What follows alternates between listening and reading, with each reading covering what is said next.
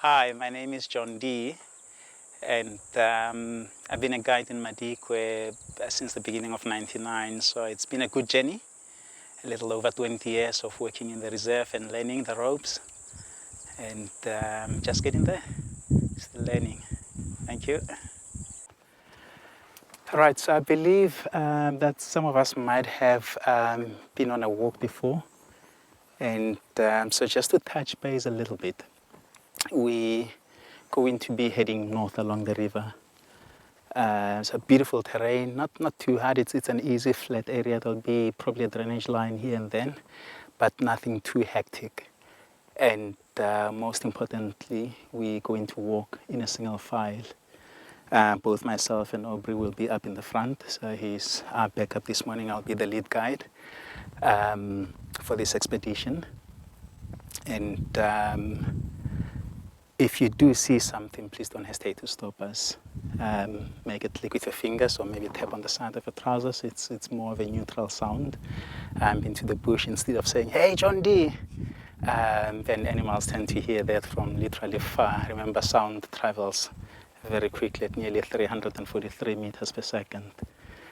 So if there were animals ahead of us, they will hear and know that we're coming timelessly. And yeah, so I'm not too adventurous when I go out walking, so we're not going to try and have that leopard right here.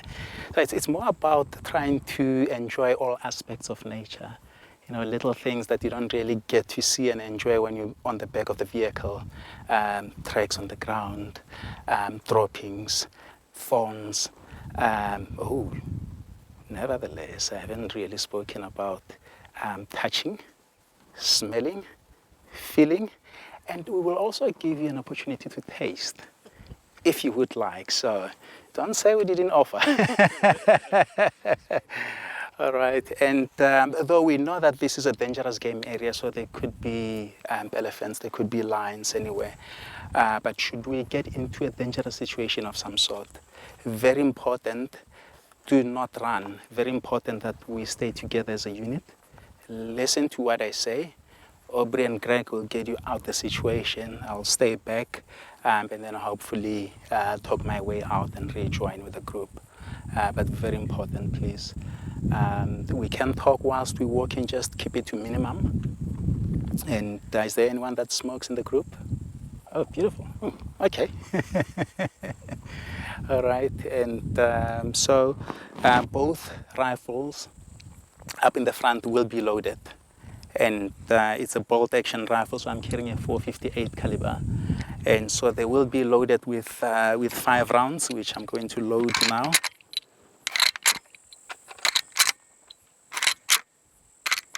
And so there won't be anything in the chamber, so I'm making sure nothing, double checking nothing. The bolt will be closed, firing pin relaxed. So if a branch touches the trigger, or if I start going cuckoo a little bit and play around with the trigger, nothing will happen. The firearm is 100% safe. Bearing in mind, though, that it is a loaded weapon. So whilst we're walking, please don't walk on our sides or in front of us. Just that we can always have that 180 degrees firing line should the need arise. And most importantly, let's have fun. All right, so if anyone is carrying a cell phone, please make sure that it's on vibration or muted. And if you've got an upcoming alarm, please also, if you can switch that off as well. That's about it. All right. So we're going to pretty much go that direction. Oh, last suggestion, if I may. About 10-15 minutes or so into the walk, the person that is walking directly behind the guides up in the front, after about 10-15 minutes, step aside, allow the entire trail to walk past you, and then join in front of Greg. And let's keep that rotation going so that everybody can have a chance of walking directly behind us and see what we're seeing up in the front. And it's good. Thank you. All right. Yeah. All right, so there's something fairly interesting on the ground over here. I think let's look at this one right here. So if you maybe make a circle that way. All right. So if you look at that, inside the circle, there's another paw print over there. There's another one right there. And if you look carefully, you'll probably see a few more along the road. So if you look, most importantly, it is definitely a paw print because there we can see the paws, and this would be the main pet of the animal. But larger predators out here, you would have the cat family, leopard, lion. Those would be the two main big cats that you will find. And then of course we've got the hyena family, which we get both brown and spotted being the two main big predators within that family. And then of course within the dog family you would have African wild dogs and a jackal. Pretty much jackal paw print would be a lot more smaller, but what we're seeing over here, if you look carefully, I don't see any claws, so no claw markings. We know that if you look at the dog family paw print, you will see the claw markings. If you look at the hyena, you will see the claw markings. Another important fact over here is if you look at the main pet, so that would be this part of the hand of the animal. Look at the 3 lobes. So you get 1, you get 2, you get 3. The moment you find 3 lobes, you know it's a cat. Because the dog family will only have 2 lobes at the back of the main pet, and so does the hyena family, will also have 2 lobes at the back of the main pet. Definitely a lion, it's much bigger. And I think I saw another paw print this side, so it looks like we might have maybe had 2 animals that were moving together. We know that usually lions move at night, usually. Right, so they would have possibly maybe walked past here by sunrise, maybe a little bit more late into the morning. It's still a dry season, so it is common for the time of the year to still have lions moving around 10 if they weren't successful with the hunt in the morning, and hence along the river, of course. That's where everybody wants to be, good water, food, and so that draws attention of most of the antelopes to come looking for those conditions, and hence then the predators would want to also be there looking. And so what we're going to do now is try and follow this for a little bit. And most importantly, when we track, we use systematic tracking system, and that's a very basic, simple tracking or art of tracking, where you would be moving and saying, right, there's a paw print, the next one is right over here, there's the next one. So you're moving from one paw print to another paw print to another paw print, and it's fantastic because the chances of losing those paw prints are more than unlikely. However, this animal may have walked here 4 hours ago. So if we're moving at that pace of going like, paw print, we're not gaining time. And so if this animal is about 10 kilometers from us, we're never going to catch up with it. And so from there, then we may then throw in intuitive tracking system, where what you do is you stand from where you're seeing your footprints and you look up a little bit. So over there, I can see it looks very similar to lion paw print. So you start looking for disturbance on the ground that looks fairly similar shape, similar size, and that way we can walk a lot more quicker. So we're saving time, but most importantly, mind you, it's not just the lion that we're worried about, are we? There's leopard, there's rhino, there's buffalo, there's some elephant. So the moment we start walking with our head up a little bit, then we can see around us and know what is happening. And then from there, we would then throw in speculative tracking system, and we start speculating a little bit based on knowing the area. We're like, right, so if I'm a lion in this area, knowing the area, where would I go? Where there's more animals. Definitely, I would want to stay along the river. At some stage, I'm going to need shade. And so some of these thick bushes, that's where a cat would want to go, good cover. You can sit and wait and hope that food comes to you instead of spending too much energy looking. And so let's try and trail this a little bit and see. We're going to be your flanks, both myself and Open. Okay. So we're gonna walk about a meter in front of you, okay, and flank either side of you. Okay. And I'm gonna show you where to go. Yep. You keep your eyes on that High five. All right. Everybody looking up. What could possibly go wrong with this? Look, I trust them.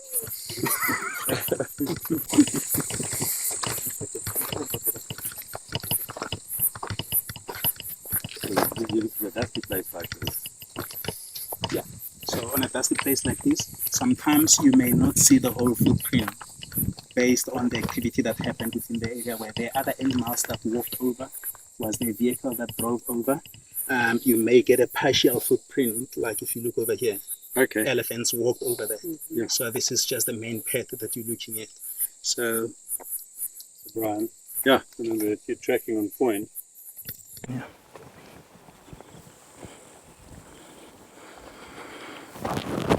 My approach would be, let's walk up over there and see whether we can still find them. Right. And if we can't find them, then we'll walk back. Right. Because otherwise, if I go and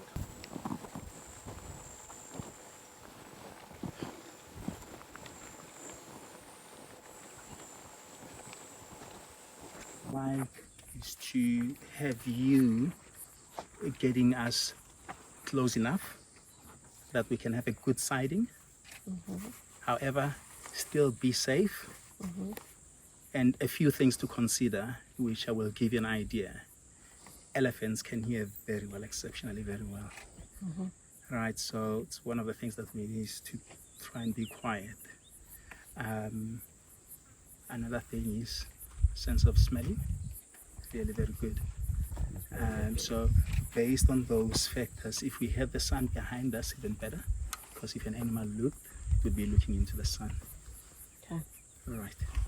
So from here, you probably smell us already. how would you say we should be approaching them? Yeah. So thinking of the wind, cover, that we need to be quiet. Another important factor is where they are there. If I'm an elephant, I had to move from there, they're not by the water. Yeah. I would want to get to the water, so something to consider. Probably from this side then. Oh. Right? Okay. I don't know. Okay. All right. Okay. So, Well, let's see. so at this point, we need to be very quiet. When you walk, instead of putting your foot flat, I would put my foot on the side. It's not that comfortable, and roll it down. That way we're a lot more quiet. Right. So it would have worked absolutely fantastic for us to cross over and get to the higher ground. But now the challenge that we've got is impalas, because they're going to make an alarm call and warn the elephants about an enemy being within the vicinity. So elephants might be spooked. So we're not going to do that. Instead, we're going to stop behind this bush over here and then just maybe a little bit to the side to have a good view of the elephants. This way, we're still far enough that by the time that our scent gets to them, you've got water, you've got green bushes, so it would have been diluted into a whole lot of those other scents around. So long as we be quiet, everybody comfortable, most importantly. So just watch. Okay.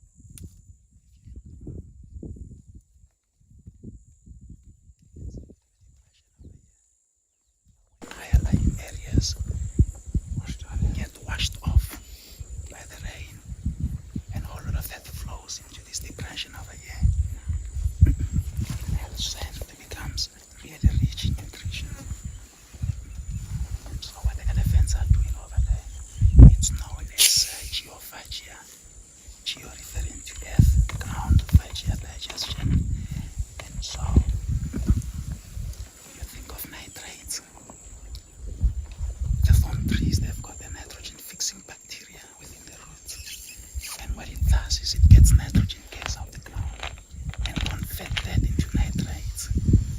Elephants are getting it. You think of animals that would get killed or die with the body decomposing, plasma leaching into the ground and blood. That's protein. Bacteria breaks it into amino acids. Everybody needs amino acids. Elephants are getting it out the ground. But here's the important thing about the elephants into ecology. They've got tools to use so they can dig with their tusks. They can kick and break the sand. They'll pick that up and start eating it. And they will leave a fair amount of it behind that they're not using. And other animals that don't have the tools to work with. They've got sand, loose sand to eat that has been provided by an elephant. So they're really very important into ecology.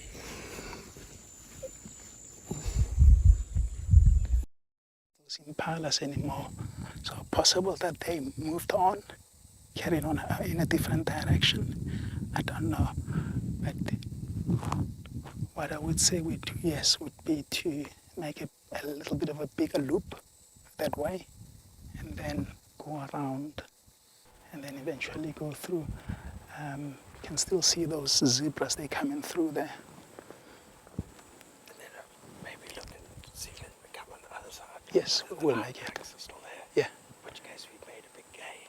yeah, Or the no-line tracks. absolutely. You know, they're here somewhere. Yep. Yes, indeed.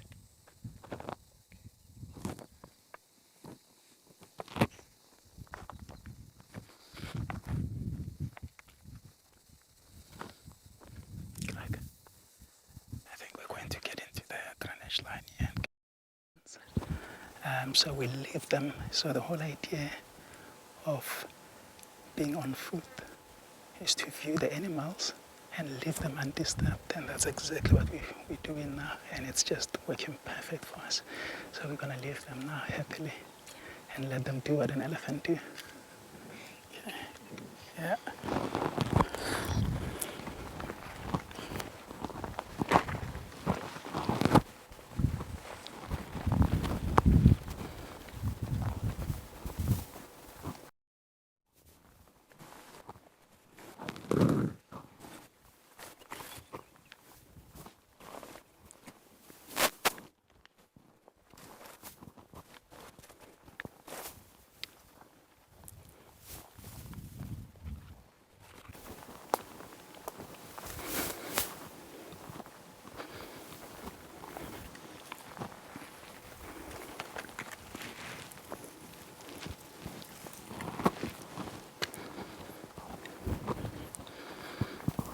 Beautiful. See it up there.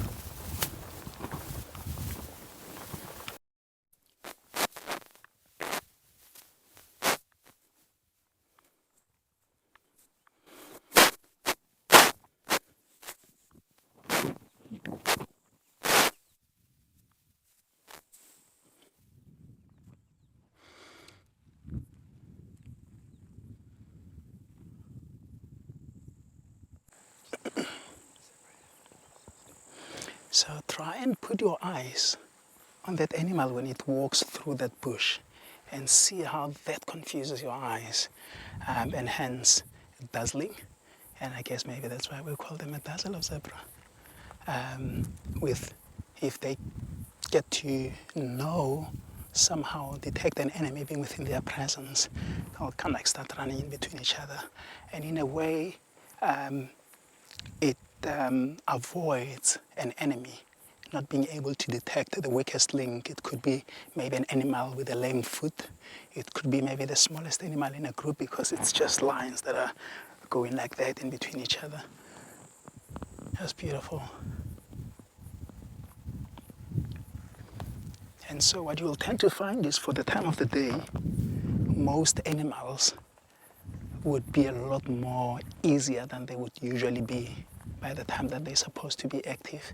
Because, you know, if you've got a good shade over here and something else comes that would want to bother you and get that shade, you wouldn't want to give that shade away easily, would you? You would try and stand your ground for a little bit, and so you tend to find animals doing exactly the same this time of the day. They might be aware that you're there, and they're like, please, maybe you don't see us, we're just going to hang up until the last minute, and then only then move away. So we didn't get to talk about what elephants are doing over there loud enough that everybody could hear, but they're doing what we call geophagia. And geo coming from earth, phagia, digestion. And so for the time of the year, there's little nutritional value within the plants that these animals are eating. And so they need to find ways and different means of supplementing their diet. And so in a rainy season, when it rains, a whole lot of clay from higher lying areas get washed off and get deposited into these lower lying areas. And the soil becomes really very rich.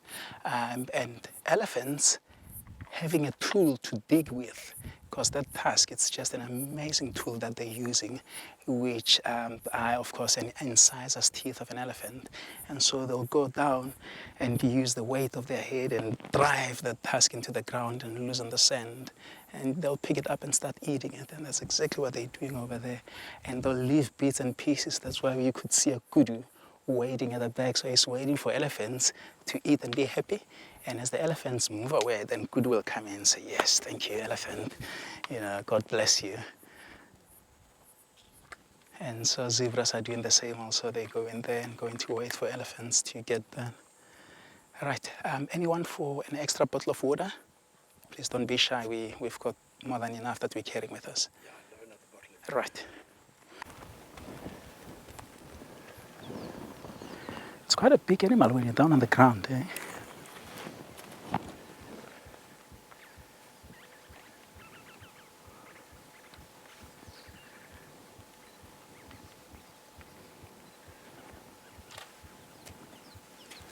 Look very carefully. There's a couple of vultures. 6 vultures flying. Indeed. He'll have enough room to join the rest of the group. Is that flowing? Nah, I think he was just yawning.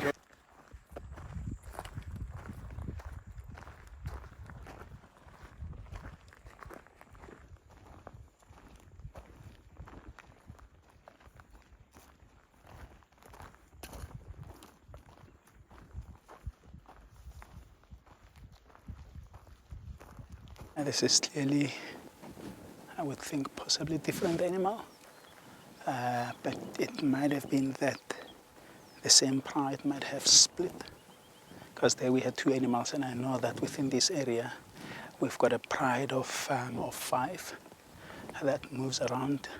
And then there's also another pride of 4, besides the old lioness that also hangs around the area. So we've got another set of footprints here, Brian. Yeah. So going exactly the same direction where the elephants were. It could have been maybe that it's possibility would be the same pride maybe that split, and they were maybe calling each other and then would meet somewhere down by the river there, possibly. Another possibility could be a different animal completely. And then Chukurutsu. Yeah. The granite tracks. Yeah. Beautiful. See the water. Straight through this bush here. You see it?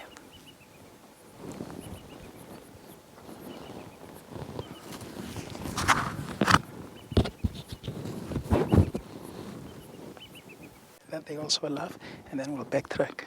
If there's no tracks, it means that, like as you say, they must be still back there somewhere. Yeah. All right.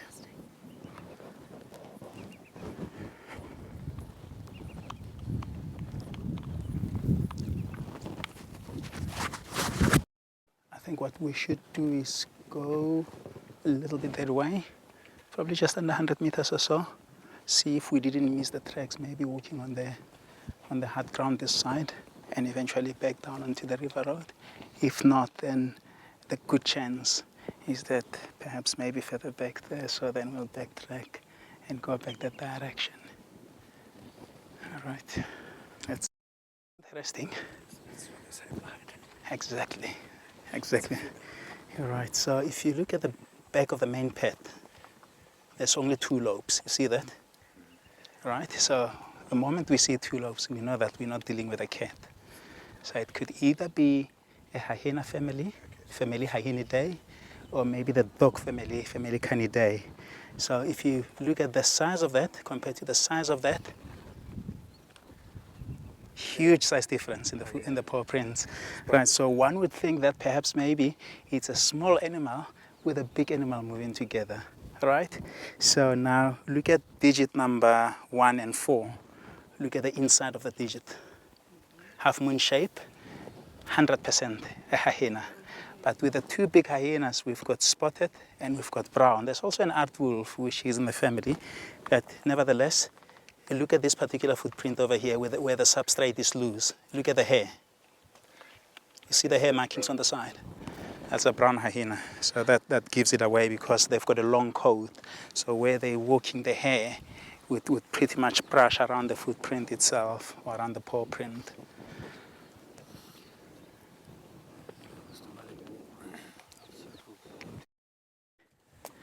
To where we last literally made a loop around away from the river, avoiding the elephants.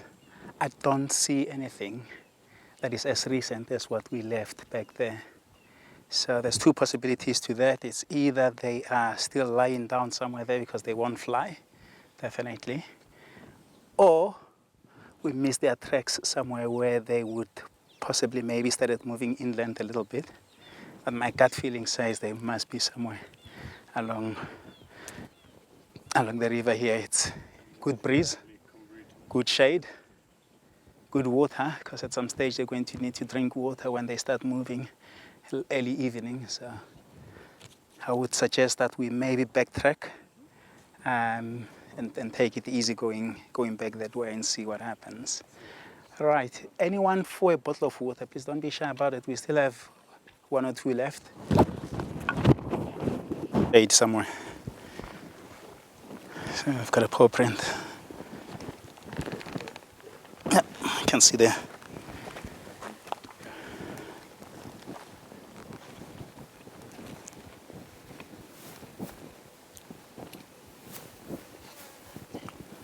This one is moving back that way.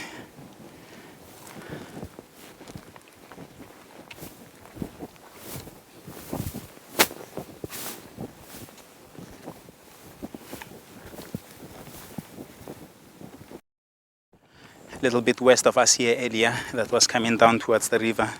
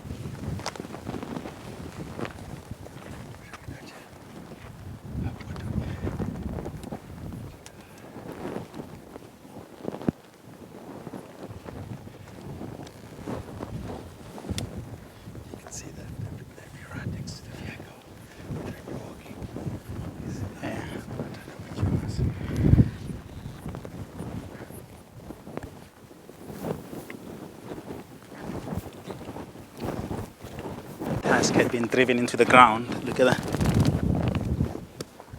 Over there also, over there. You can actually smell the very fresh smell of that elephant.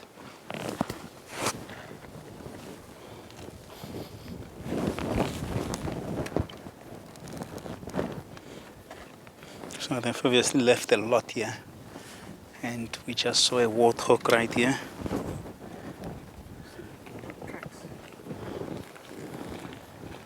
There's a little bit of disturbance over here. That looks about the right size over there also. They'll go. Let's move.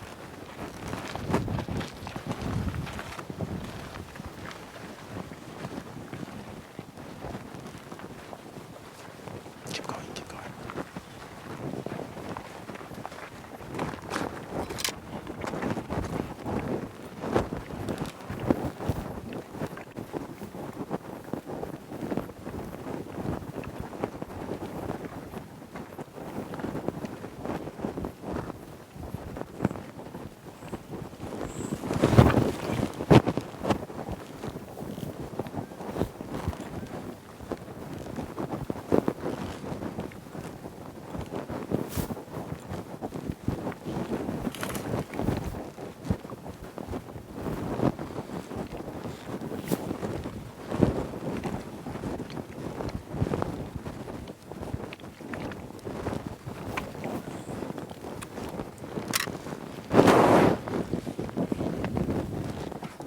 Amazingly quiet, eh?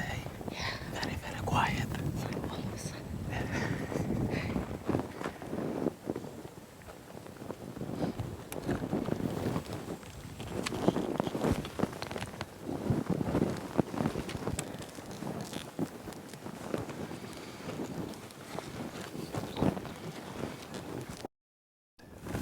So they wouldn't be able to smell us. But the sun also in our favor. If they look, then they look into the sun. Good cover in front of us.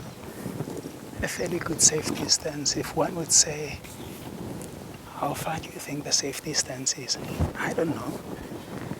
It's a distance that if all of us would be comfortable in viewing those animals without feeling threatened, and most importantly, without disturbing the animals.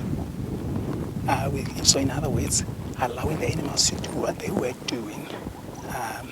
And for me, that would be a safe distance. So it's not a fixed number.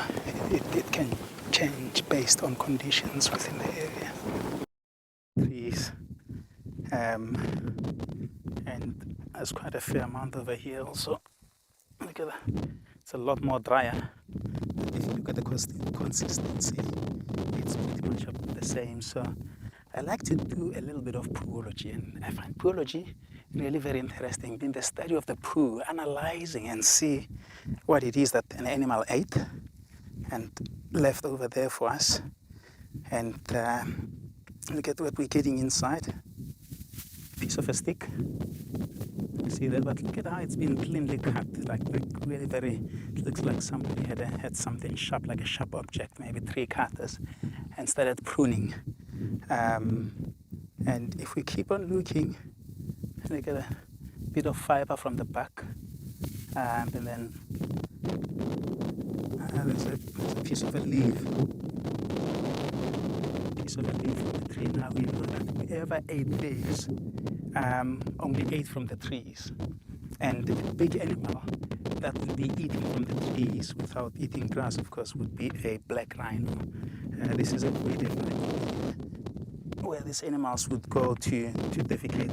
Very interesting. You can get bits and pieces that are completely different sizes. And look at how it meshes. Look at that. Just fits perfectly. It probably came from 2 different trees. Anyhow, so I remember one of the days I went home happy because I had learned about the midden through the course, which I'm still studying, by the way. It just never stops. And I got back home and I was excited to share the story of a midden on how these animals get to mark communicating, notice board that they live in right over here. And I told my grandfather about that, and he looked at me and went like, "Bull boy, let me tell you why they're doing that." And I'm like, oh, yes, of course. And he said, once upon a time, elephant and rhino were really good buddies and like really fantastic friends, and they would do everything together. You know, as you know, elephant, they've got good height to them, you know, they always walk. Once upon a time, it was really very dry. And somewhere over July. And so there was very minimum surface water available. And elephant went looking for his friend, Rhino. And of course, Rhino went like, I think that's my friend. And Rhino usually go like, he started looking. And of course, he found his friend. And elephant went like, anyways, let's go look for the water. And off they went to the water hole. And as they were approaching the water hole, as we're looking down into Tutwa Dam right over here, elephant noticed that there's a problem because he's got good height. And he said to the rhino, "Uh-oh." The rhino went like, "Excuse me, elephant." And the elephant said, "Listen, mates, I think I will drink first. When I'm done, then you can have your turn." And rhino couldn't believe his ears because they always shared. So he started moving back because he wanted to see the face of the elephant. Why? His good friend, the best friend ever would say something like that. Oh, you asking for a fight? You're backing away from me. And elephant shook his head a little bit for the second time. And Rhino moved back because he wants to know, why are you starting to yell at me? He started moving back and they started eyeing each other. And I tell you, all of a sudden, they went like, "Wah!" towards each other. And of course, guess what happened? Elephant with a good height and the good weight that he had, he just went like, "Wah!" down onto the rhino, smacked the rhino right down onto the ground, and of course, walked away like happy days, like, "Yeah, I got you." And of course, he went to drink the rest of the water and left his friend down on the ground and bleeding right over there. And of course, Rhino just bled so much, he passed out. And the sun was just about to touch the ground. And then, of course, Porcupine came looking for the water. They've got a lot of quills, and they use those quills to protect themselves from predators. And Porcupine came, and they walk exactly like a rhino, head down. Porcupine could smell a little bit of blood. And he's like, this is not good. Something is going on right over here.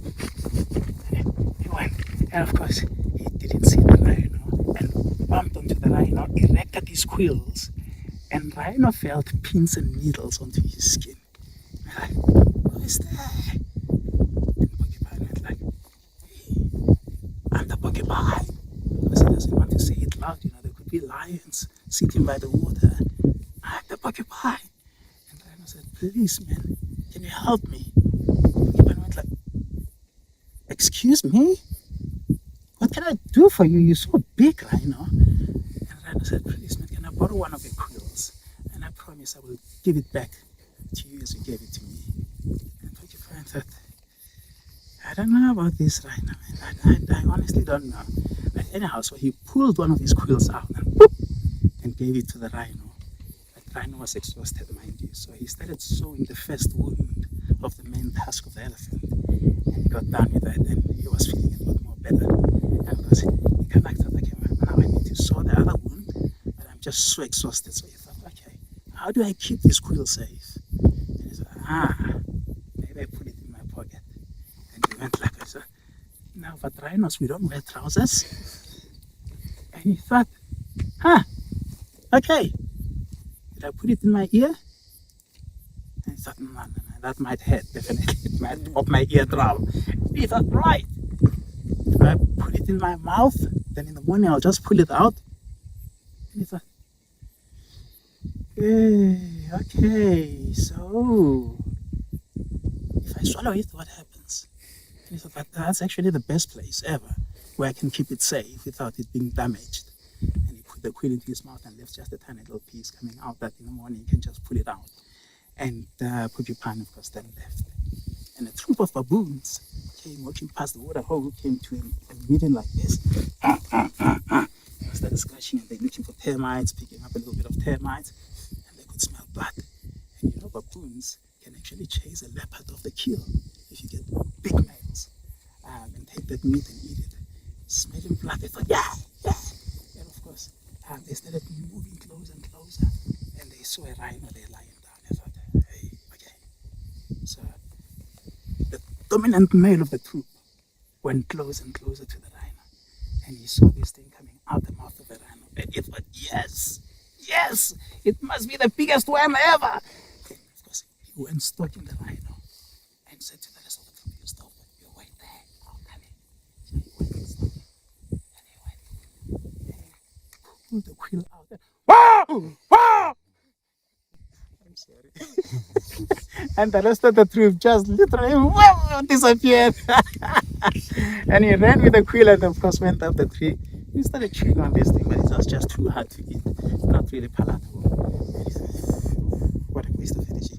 And he threw it away. And of course, the rhino then slept through the night. In the morning, he woke up and he felt a lot more better. And now rhinos are full of energy. So he got up and he went, everything then started kind of like falling back into place. He remembered his friend, elephant. He remembered the fire. I'm gonna smack that elephant, I'm telling you. And then, of course, he remembered the quill. And he was like, whoo! I borrowed the quill. And so he checked on his back. And he thought, no, I wouldn't put it there because it would hurt. He thought, my ear? No, I wouldn't put it there because it would pop my ear down. I think, okay, maybe my pockets. But now, rhinos, we don't wear trousers. And he thought, ooh, I actually put it into my mouth. So it must be somewhere there. So he went looking inside his mouth and of course putting his whole foot into the mouth and the quill was not there to be found. And today, when rhinos go to the toilet, it's exactly what they do. They stand like that, leave 2 or 3 droppings. That's exactly what you'll do. So like, where's the quill? Where's the quill? What a story. What a story. So this over here, these are the seed pods from a tree species called blackthorn. We used to call it Acacia mellifera, and now with the new name, so the genera has been changed. Now they're not acacias anymore. So this particular species, the genera, it's called Synagelia mellifera. So mellifera referring to black honey, because the blooms do smell like black honey. It's quite amazing. Actually, about 3 or 4 weeks back, when the tree was blooming, if you had to drive around, you would think that there is a beehive somewhere close by because of the flowers. But these seed pods, you would find now giraffes, impalas, and impala would literally walk up the tree like goats usually would do, and they would put their front hoof up to try and elevate themselves, and of course start eating these seed pods. So a thorn tree is a leguminous plant, and there's legumes down in the roots. And so these pods are literally jam-packed with protein, and that animal will eat this, of course. And that protein, as they digest within their stomach, would then be broken down into amino acids. So it's a good way of supplementing for the time of the year. We can also eat this. It's not really that nice, but we can eat it.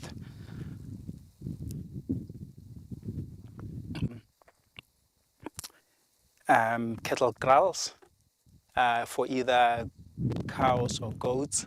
This is the main species of a thorn bush that we use.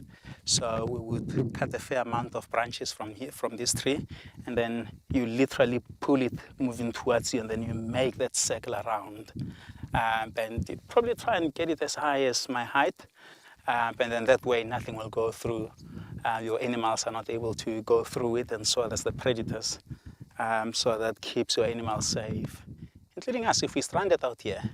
If you can't make fire for some reason, and you're not able to maybe climb a tree, nice spot like that, get a few of these that are broken by elephants, put them and stack them together there, and then the last one you literally walk in with it, and you've got good cover around you. And then I'll pee around my territory, and then I'm good for the night.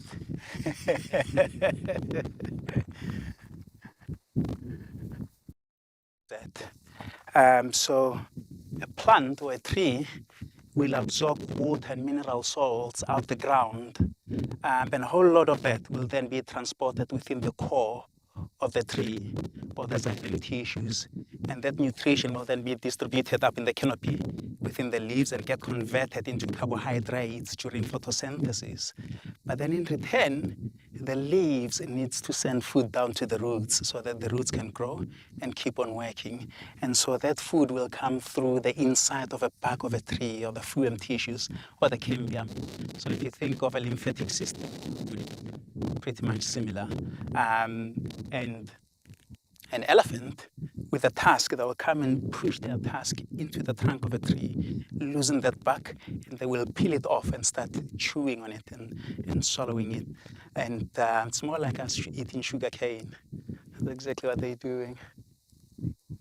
But yeah, if they ring back the whole tree, obviously the tree will die because the cardiovascular system is gone. Yeah.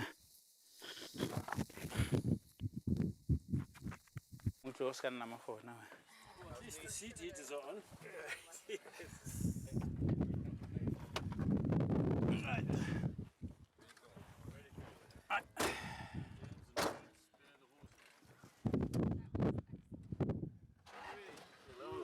All right, all set? Perfect.